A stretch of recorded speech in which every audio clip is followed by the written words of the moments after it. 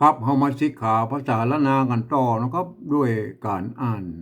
จากข้าวหงหินนะครับที่บทเขียนไว้เมื่อ100 ปีที่แล้ว200 ปีพุ่นแล้วนะครับไอ้ข้าวหงหินมันมีเป็นข้าวโบราณนะครับเพิ่นก็คัดลอกมาลงปรับษานะสะอันมันมีฉบับของลำปางนะครับฉบับของเชียงใหม่นะครับเป็นมาแล้วก็อันฉบับของ2468นั่นนะได้อ่าน2468ไปก็มันจบแค่นั้นนะครับก็เลยเอาของลำปางมาต่อนะครับเห็นไหม ครับเฮามาก่อยแล้วครับวันนี้เฮาจะต่อแล้วครับครับตอนก่อนนั่นน่ะอินตาเพิ่นก็แถลงมาแล้วครับแถลงตัวมาเป็นหนุ่มน้อยนะครับเข้ามาอันจีบสาวลองใจหรือว่าจะเอาสามนางไปเลี้ยงสามนางมันยอมครับคนตายก็ผัวข้าเนี่ยเอาละวันนี้เฮามาต่อนะครับอืม อินตานะอินตาต้นติ๊บอินตาต้นติ๊บซ้ำกับอันตัวตะละหงนี่อ่านเป็นตัวทะนะครับอ่าอ่านเป็นแทงหรือทะแหลงก็ได้นะครับเห็นไหมส่วนมากพวกอย่างอ่านเป็นทะแหลงนะครับซ้ำกับทะแหลงนะครับทะแหลงไอ้แทงหรือทะแหลงนะกับทะแหลงเพราะมันมี2 ตัวนะครับกับทะแหลง แปลงเป็ดมาเป็นแปลงเป็ดมานะครับแปลงมาเป็นเย็นยักษ์เท่าปิกไปแล้วแปลงเป็นอันเอเป็นยักษ์เท่าเข้ามาละเอาละรอบ2ละเข้ามาขอกินยังซากแห้งซากแห่งเจ้านะครับอันดับจีวามุยมิดเอาเข้ามาทำลายแล้วพี่ลาไลบ่มีชีวิตว่าดีกว่าอันตุ่มได้กว่ายังมาเน่าไปได้ขอกินเลยโอ้ไอ้ยักษ์เท่าในมามละแล้วจักส่งน้องจะเอาน้องไปส่งเมือง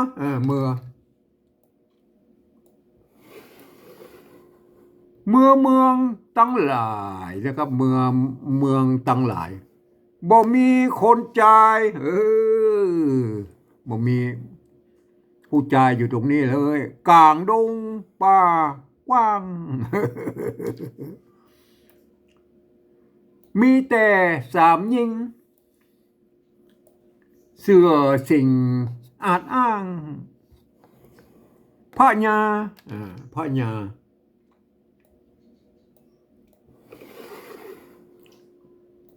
พระญาโค้งคางนะอันกะละหงนี่อ่านเป็นตัวคอจะเฉยนะครับเห็นไหมอ่านไม่เยาะอยู่เนี่ยก็อ่านว่าโค้งนะครับโค้งคางอันนี้ตัวข้าก็อ่านเป็นตัวคอนะตัวละนี่ไม่ต้องอ่านนะคืนหายโค้งคางคืนหายนะครับบ้านเมืองเฮาก็ไก่ยิ่งหายบ่อกวนอยู่นี่ดงไผ่อะไรมาดงปะละหงนี่อ่านเป็นตัวพอนะครับตัวพอดงไผ่ไม่ใช่ดงไพรนะครับดงไผ่สามนางยักษ์จิงผาปะละหงอ่านเป็นตัวพระนะครับสามนางยักษ์จิงผายังผาอันผาตัวอัน สะสะละโหงนี่อ่านเป็นตัวลอลิงนะครับสะสอลอลิงเห็นไหม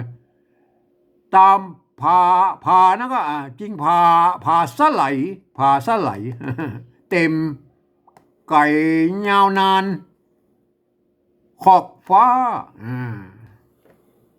ขอบฟ้าแรงล่านะครับเห็นไหมขอบฟ้าแรงล่าตูค่าตั้งสามตูค่าตั้งสาม บ่หมายกับหน้าเมื่อสู่เมืองเมื่อสู่เมืองเฮา เต้ต้อง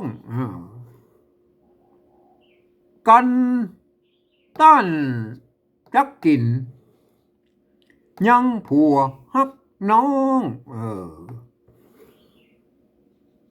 อันนี้ตัวมะสะกดอยู่เรยแหนมกินตูข้านงคานนงคลานนงคานนงคานมันเรียกว่าลั่นลิ้นนะครับกำลังฮ้อนกำลังฮ้อนเลือดนะครับเลือด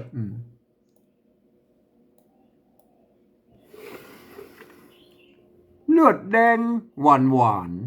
เลือดแดงหวานหวานส่วนเจ้ากำมันตายปอกะดังตัวกะนะครับกะดังนะครับบ่ใจ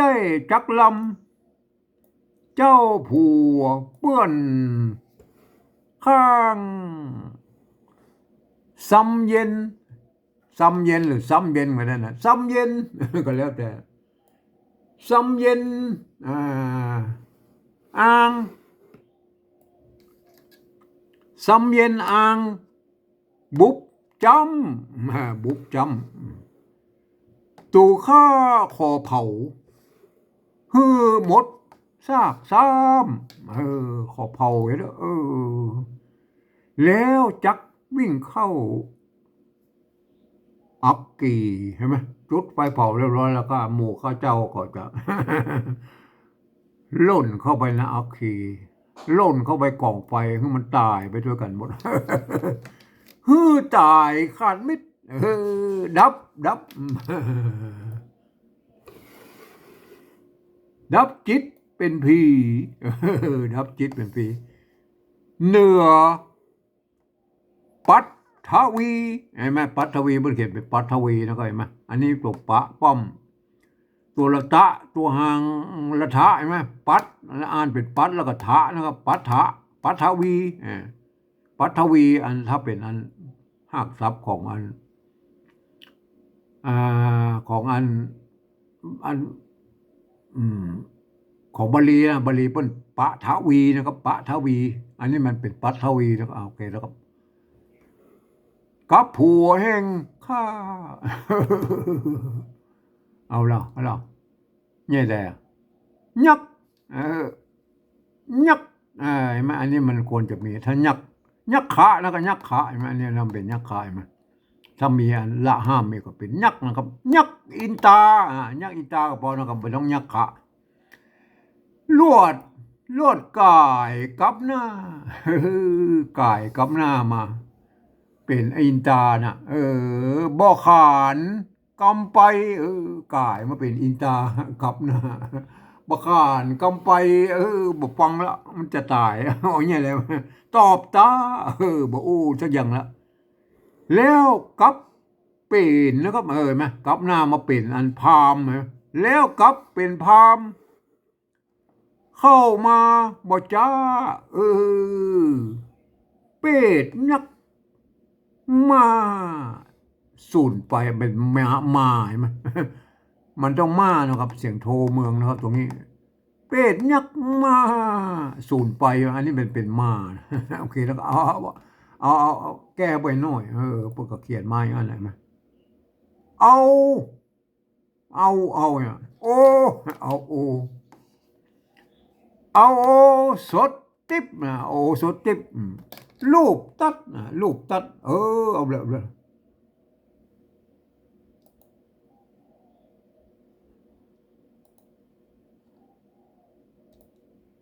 โทษทีเราเลย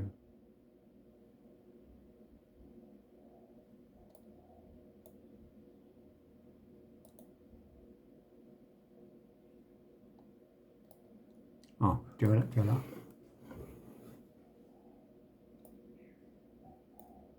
เอาศพติ๊บนะครับรูปตัด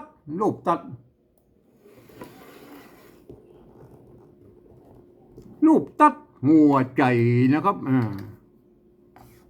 อาบตัวไปในกายแห่งเจ้าลูบไปลูบมาแต่มันในกาย แล้วก้อยฟื้นองค์ก้อยหัตถาเอามือตวงนะมือตวงหัตถาเน่าเน่าฟื้นองค์อ่ะมันจะฟื้นที่มือก่อนแล้วมือมันจะ เวลาฟื้นโคนฟื้นมาเนาะหัตถาเน่าเน่าหูนะก็หู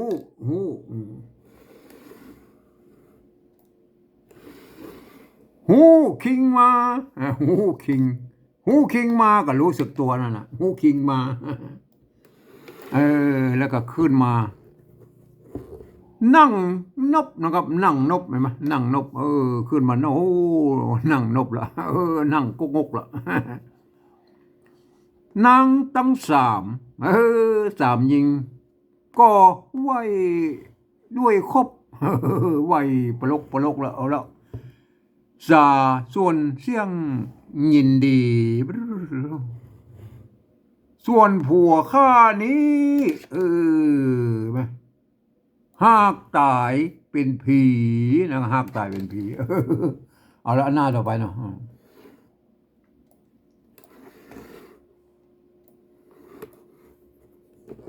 โทษทีเลยเหมือนปัทวี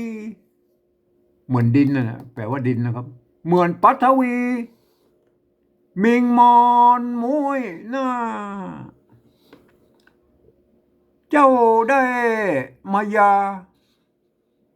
ยังผัวแห่งข้าอันดับจีวามวยมิดนะครับมวยมิดพระกุลเห็นไหมพระกุ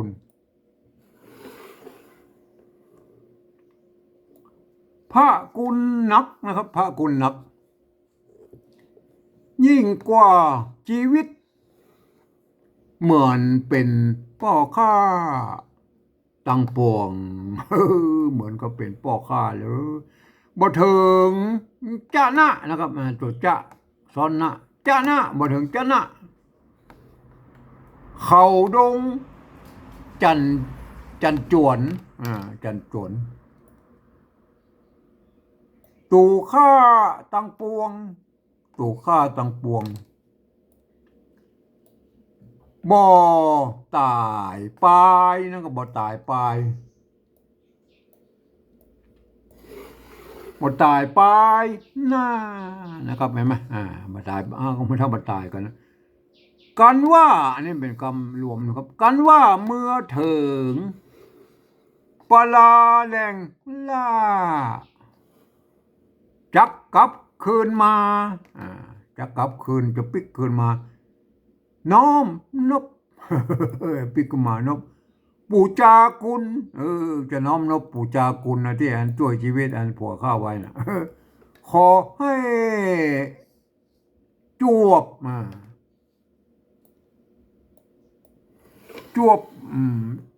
ปั๊บนะครับจวบปั๊บเมืองปู่เจ้าเห็นไหมปู่เจ้าเตมายาไว้เนี่ยไหนมีปู่เจ้าไหนมีอยู่ที่ไหนก็จะไปน้องปู่จ่าเข้าห้าลองไปกอยอันที่เป็นอันนั่นนะครับโอ้ไม่ใช่นี่เอาละครับขอจิ้มน้ำเลยนะครับ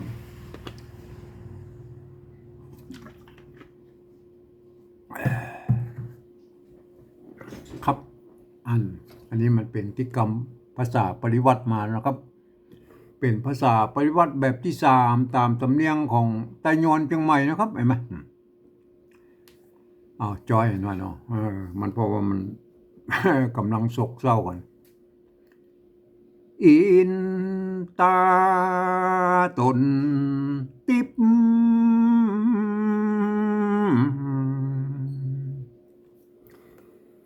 สามกับทะเล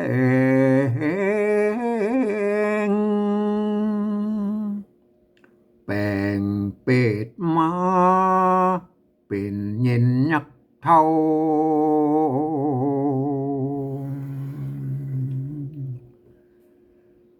เขามาขอกินยังซากแห่ง เจ้า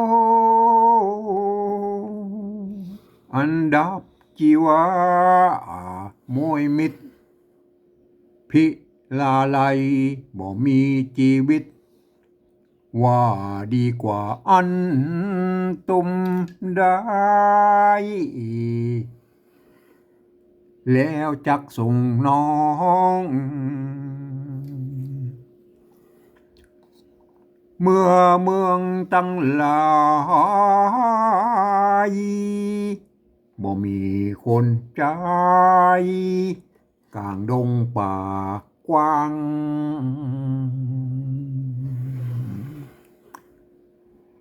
มีแต่สามหญิงเสื้อสิงอาจอ้างพญาคงค้างคืนหายบ้านเมืองเฮาก็ไก่ยิ่งหายบอกควรอยู่นี่ดงพายสามนางยักษ์จิงพาสลายเต็มไก่ยาวนานขอบฟ้าแหล่งลางตูข้าตั้งสามบ่ไม่กับนางเมื่อสู่เมืองเฮาเตะต้องกันตันจักกินยังผัวหักน้องเนมกินตูข้านงคานกำลังหอนเลือดแดงหวานหวานส่วนเจ้ากำมันตายปอกกระดัง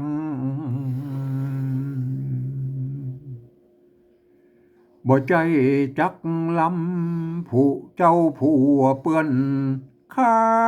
งสำเย็นอ้างบุบจำตู่ข้าขอเผาฮือหมดสาบซ้ำแล้วจักวิ่งเข้าอักกีคือตายขาดมิตร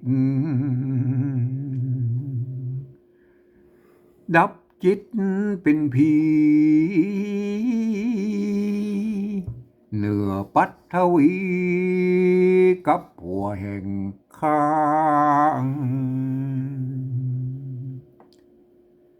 ยักอินตาลวดกายกับนางบกขานกำปายตอบตาแล้วกับเป็นพามเข้ามาบ่จ้าเป็ดยักมาสูนไปเอาโอสถติบลูบตัดหัวใจอาบตัวไปในกายแห่งเจ้าแล้วก็ฟื้นองค์หัตถาโนเนาหูขิงมานั่งนบนางตั้งสามก็ไว้ด้วยคบสาส่วนเสียงยินดีส่วนผัวข้านี้หากตายเป็นผี